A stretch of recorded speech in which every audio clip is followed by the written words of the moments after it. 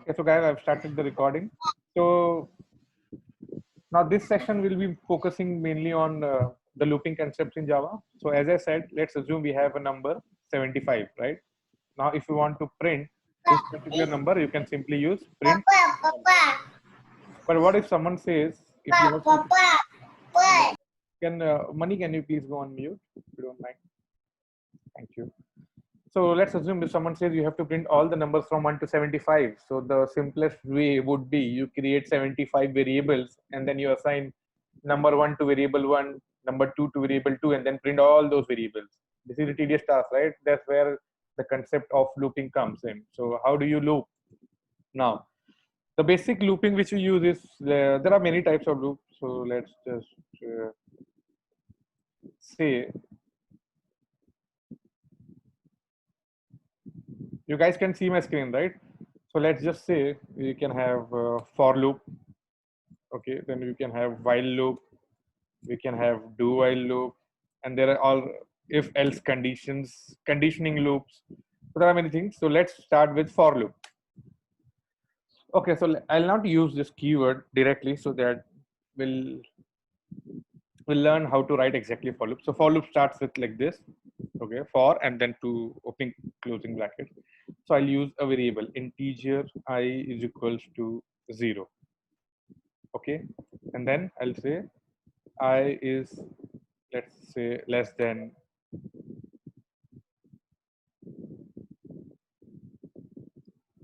so I'll say I is less than 75, and I'll say I plus plus. Okay, and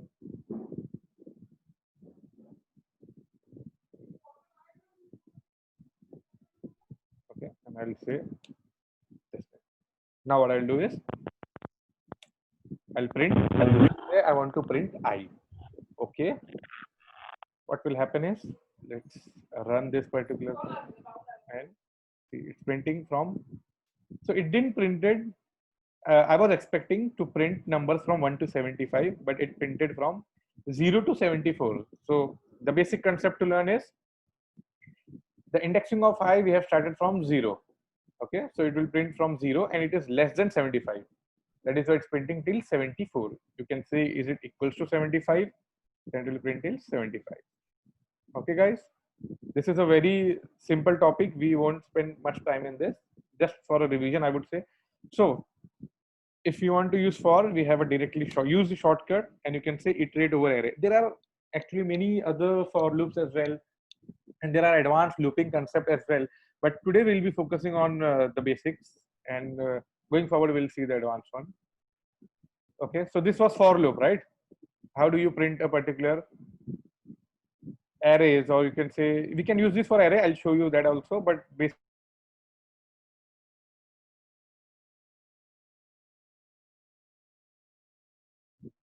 one second, guys.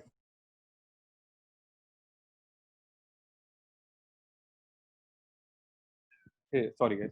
Yeah, so we saw for loop, right? If you want to print something sequentially or not sequentially, it depends.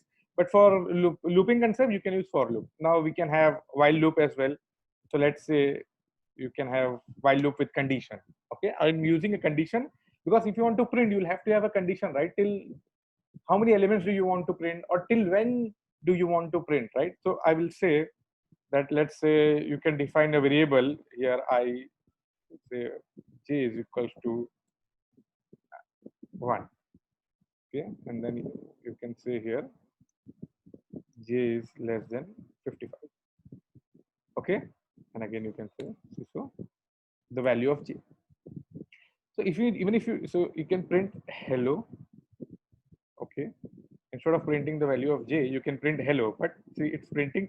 Okay, so now did you see one thing?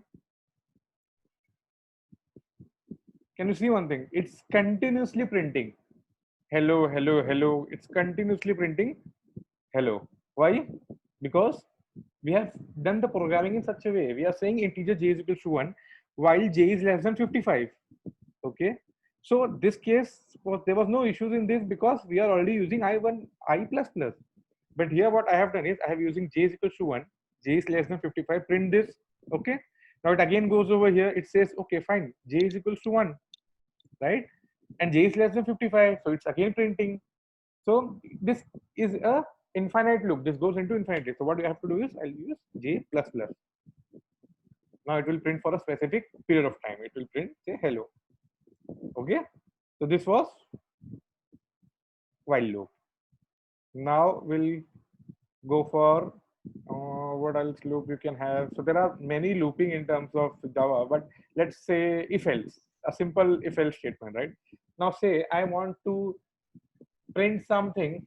We saw if else in Selenium also, right? If you want to launch browser, right? So we are launching the browser based on the value which we are receiving, right? So we have already seen that, but let's say I have integer number and this number is say 10. Okay. Now I want to print this particular number. There's already a number. Okay. So I'll say lucky number. Okay. So lucky number is 10. Now I want to use an if loop. Okay. So if my lucky number is equals to 10, then you can say this out, and then you can say it's lucky day. One more thing, this, can you see this error? This is a single operator, right? Equals to, this is an assignment operator. So when you say lucky number equals to 10, this will assign the value 10 to lucky number. But in the if loop, we are trying to compare two different variables, or you can say, yeah, two different variables, two different objects, two different identities we are trying to compare. So for comparison, we have double equals to. Okay. So if I do this, if I print, okay, it's lucky day. Okay, it's matching. Let's do this because we don't need this. It's printing unnecessary. Okay, so it's a lucky day. Now, if I want to have a other condition, right? If it is lucky number, it's matching, it's printing. But what if it's not matching? I'll say else. Okay, in the else block, I can say it's not a lucky day. Take precaution. Okay, it's not my lucky day, so I'll have to take some precaution. So, oh,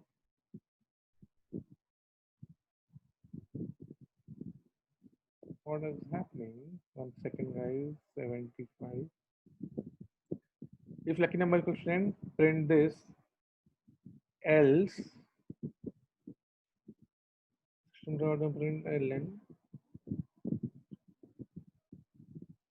Let's go in the form. If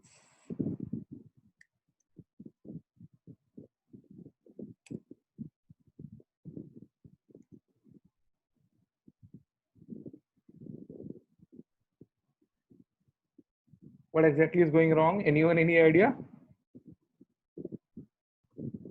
Do we need to give else? I'm thinking I'm missing some statement. Do we need to give? If Remove curly braces of else, then once try. No, but the curly braces won't affect, right? Curly braces won't affect. So I think I'm missing something. It's a small thing, maybe. I think after else again one if should come. Is it that? No. So if lucky number is equals to 10, this is equals to this, and else you can print this, system.print and then this. And even if this is not printing, I'm just wondering what exactly is. 1 second, people are joining. Okay.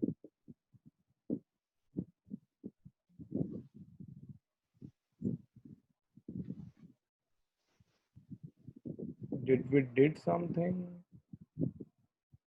It's only printing 75. And where is that particular 75 coming? Line For number loop. Can you comment that for loop Okay. and it's within only that. run that? Yeah. Okay, so it's within that for loop and there's nothing. Okay. Yes.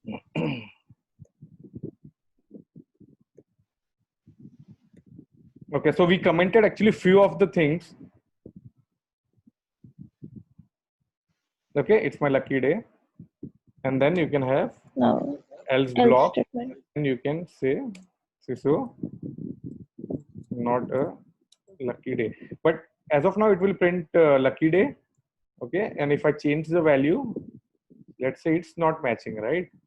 The value is 12, it will print you not a lucky day. So what we did is actually, we after writing this particular statement, we commented few of the lines over here and few of the lines were uncommented, and that is why we were getting this error. So anyway, so if else is clear, right? This is the normal syntax. If we matching something, print this. If it is not matching, go to the else part and print this. And you can have multiple as well, right? We can have if, else, and else if also. So if there are 3 statements, right? So here, if you see, you can use else if block also, right?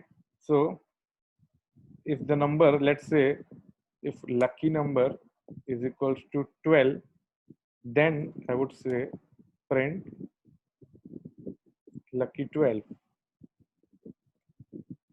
Okay, now let's see what's running. So it's saying lucky 12, right?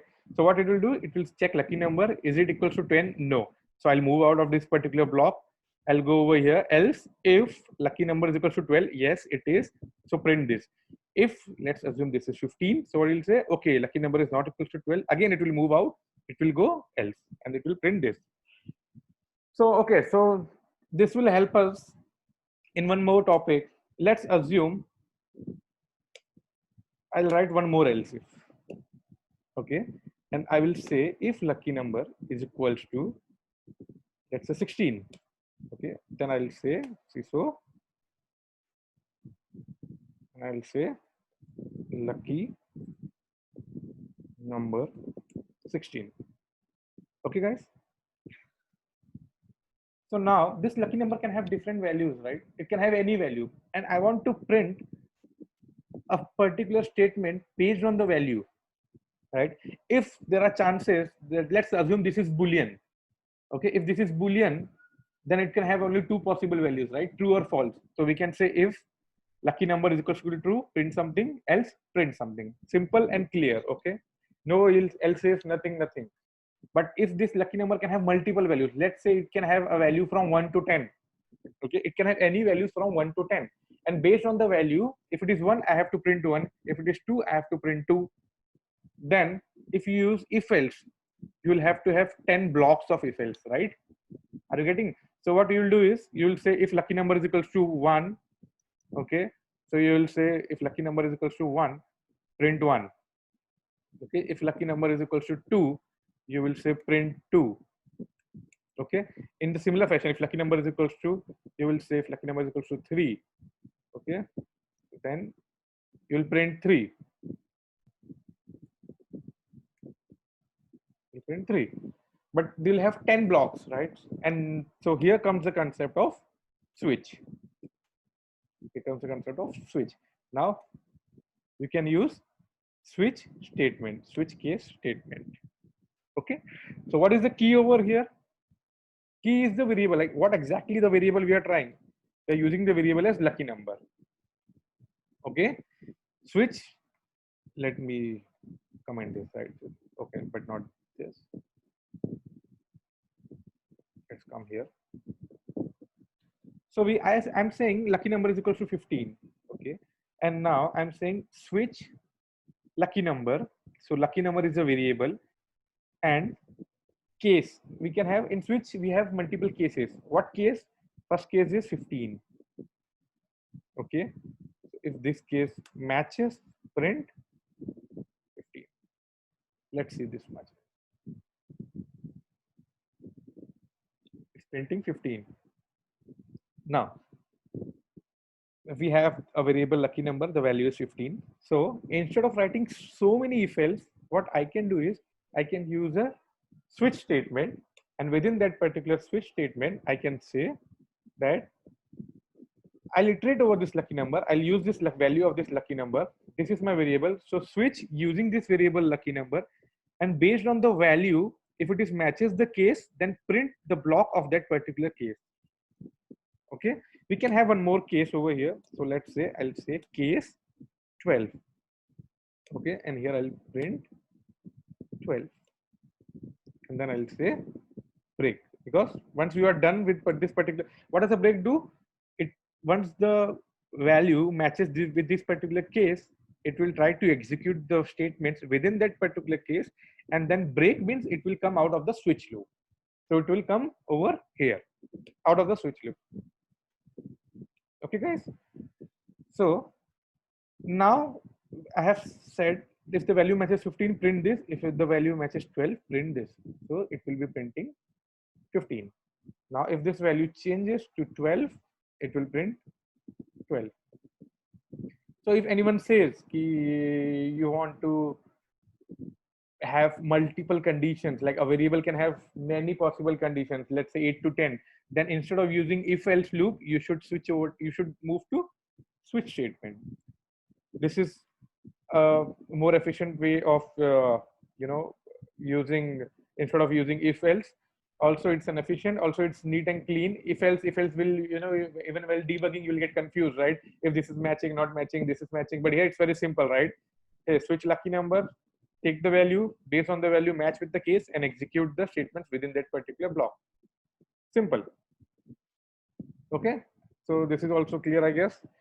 And then we can have while statement. So we saw, right, while statement we already saw, and if else we saw, for also we saw. Now let's move ahead to a different concept called as Java arrays. Okay, quickly let's move ahead to one more. I'll create one new class, and I'll say Java arrays. One more for condition is there. Which one? One more for loop. You want to use double for loop? No, this one. For each one? Okay. Yeah, for each loop. Yes, you can have. Yeah, so I was trying for each is like I was trying to take that into when we actually move into collections. So guys, there is one more for loop. Okay, let's cover that also, right? It's mostly used in terms of collection, but you can use it over here as well. So for each can be used when we have an array, right? So we can create an array and we can use for, let's see over here. For each, let's see. So we can have main method. First thing is we can have a main method, right? And now I want to declare an array. Now, what is an array first of all, right? So when I say integer I is equals to 10, simple, basic. So it is creating one variable I and it is assigning the value 10 to that particular variable. Now, if I want to assign a couple of values in a single variable, that's not possible, right? Because an integer can hold only one value. So what we can do is we'll create an array of that particular integer. So let's say array is equals to, and using this array, you can define values. So what you can say is, let's say I have an array of integer, and now I can specify, multiple values. So I'll say 1, 2, and 3. Okay. So can you see the difference? Here I'm creating one variable and I'm assigning one value to that particular variable. Here I'm creating an array, right? This is an array and I can assign values to that particular array using 1, 2, 3. So all these three values are getting assigned to this particular variable array. Okay. So what it will do is, in system, if you see, what it will do is it will create a 3 locations for this particular array. So it will say array of 0th location. Okay, array of 0th location, and it will save the value of 1. Okay, guys. And then in the same array, so if I wanted to assign these 3 variables using this method, then I will have to say integer j is equals to 2, right? And then integer z equals to 3. So I'll have to use 3 variables. And I can assign these 3 values, but using array, I will be using only one variable of the type array, and I can assign all the 3 values. So it will be at the first location, it would be the value will be 2. Okay. So like this, based on the location, it will keep on saving your values. Now we want to access this particular value. Let's assume. Okay. Let's comment this. Okay. So for printing I, it was quite simple, right? Print I. Okay, it will just print your value I. Okay, I is 1. Okay, but now to print this array, you cannot say, let's say, okay, let's go the wrong way. Okay, you'll say, let's print this particular array. Let's see what happens. See, it's giving you some garbage value, right? We were actually expecting something like this, but we got a garbage value because printing I, which is of type integer, and printing this particular key variable, which is of type array, is not the same way we cannot use the same method, right? So if you want to print, this is an array, right? So it will have an index. So at the 0th location, as I said, at the 0th location, there is some value stored. At the first location, there is some value stored. If I print this, it will give you 1. So what does this indicate? That this particular array, and at the 0th location of this particular array, we have a value called as 1. Clear, guys? Now, if I have to print all the values of that particular array, so simple method, I'll say 1, okay, and then I'll say so, I'll say array, okay, and I'll say 2. Okay, let's see what's printing. It's printing 1, 2, 3. Okay, so one more error which let's do. Let's try to commit an error and let's see what does it say. Okay, I'm printing this. Let's say. So 1, 2, 3. Don't confuse this one, right? This was printed because of. Let's close the other file so that it close the other. Okay. So this was printed because of this particular print, right? The first one, this one. Okay, let's comment this. So it's 1, 2, 3, and then we got an error. The error says index out of bound exception. So basically, we have stored 3 values, and at the location of 0th, 1st, and 2nd, and we are trying to access the value of the 3rd location, but there is no value, there is no index for that particular array, right? At the 3rd location. That is why it's giving you an index, array index out of bound exception. So this was one of the learning for index exception. Now, so this is a very tedious task. Again, as I said, if you want to access all the elements of this particular array, so you can simply use for. Okay, so you can say for k is any variable you can take, right? For k is equal to 0, we have a variable as array dot length and array dot length and k plus plus. How can we do? We can print. Last time we saw we printed. Sorry, we printed k, right? So when you print k, it will print you 0, 1, 2, 3, right? But we want to print the value of this particular array at the 0th location, right? So we don't want to print k. So we will say array, and instead of using 0 and 1, right? We were using directly 0, 1, 2, 3, right? I won't specify the hard coding. I'll say k. Okay, so what I'm trying to say is, when k is equal to 0, it is less than array of length, print the value of array of k. So print the value of array of 0. So it will print array of 0 means it will print 1. Let's say this. Okay, so we didn't actually, 1 second. There was the error which we didn't rectify. So this won't work, right? Because index out of bound exception. Now 1, 2, 3, and again 1, 2, 3. Okay, guys. So this we were printing individual element of that particular array. Now instead of printing individual, I mean, if you want to print all the arrays, instead of printing it one by one, we can use for loop. Clear, guys? This was one of the way wherein you can have uses of for. Now we can see, as you said, we can use for each. So how does for each works? So we can say for integer k. So array, what is the data type for this? This is an array and it holds the value integer, right? So you can say integer k. So every k in this particular array, that means every element in this particular array, it will traverse. It will say, okay, let's go to this particular array, and then it will see the first element. Okay, so we have this first element.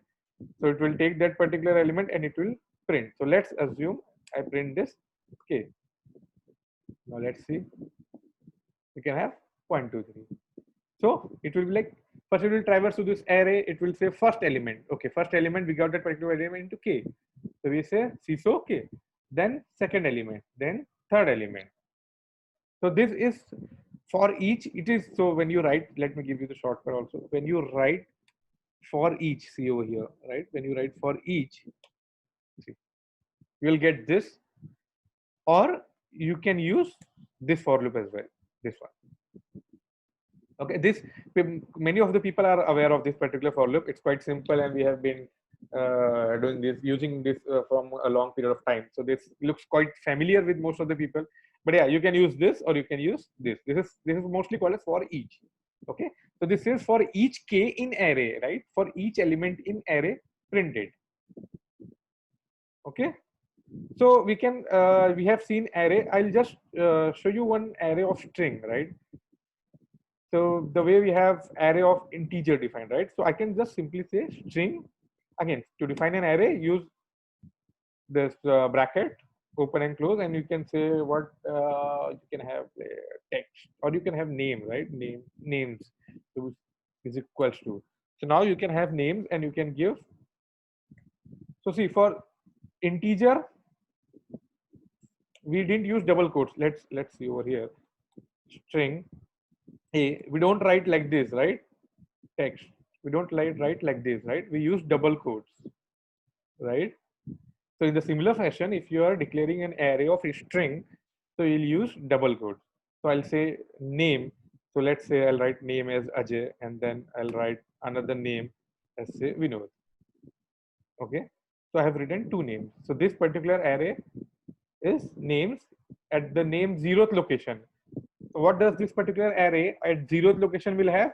So names in the bracket 0 will give you Ajay. Names in the bracket 1 will give you Vinod. And name in the bracket 2 will give you an out of bound exception. Okay. So this way we printed. Sorry. So this way we saw how do we define an array. If you want to print, you can print that as well. You can simply use for loop, or you can use for each loop which we saw, right? Now there are one more things. I'll quickly cover one multi-dimensional array. In that, what we can see is we can see how do we use two for loops. Okay, guys, this session is expanding a bit, but let's just cover this topic. Okay, so we have integer array, right? Now how do we define multi-dimensional array? So I'll say integer. We are running out of time, 10 minutes. Okay, no worries. So I'll say this and this. Okay, and then I'll say numbers. Okay, so this is a two-dimensional array, guys. Okay, so for one dimensional, we used to do like this. Okay, and here we specify the values. For two-dimensional, you can use like this. Are you getting? See, so this is an array within an array. So this would be a first array. Okay, here you can write 1, 2, 3, and then here you can write 4, 5, 6. So we have two arrays within one big array, and which will be stored in this particular numbers. It is a two-dimensional array. Okay, guys. So if we want to print, let's say if I want to print this, so how it is system.out.println, you can use numbers. And now again, we cannot directly print numbers, right? You have to print garbage value. So you can say 0, and then you can say 1. Let's say what this is printing.